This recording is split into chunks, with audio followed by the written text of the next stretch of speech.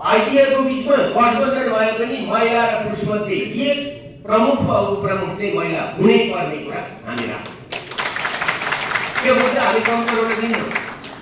अझ भन्न त यस्तो मन लाग्छ, 1/3 को कुरा आउँदै सम्पूर्ण हाम्रो जिल्लामा 13वटा पालिका छ भने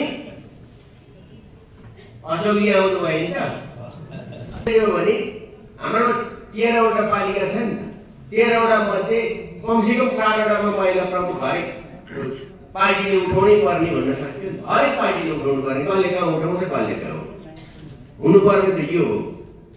तर त्यसका निम्ति समाजवादी प्रयास, खुद महिला आन्दोलनभित्र सक्रिय रहेका कार्यकर्ता र नेताहरू कति आत्मविश्वासी छन्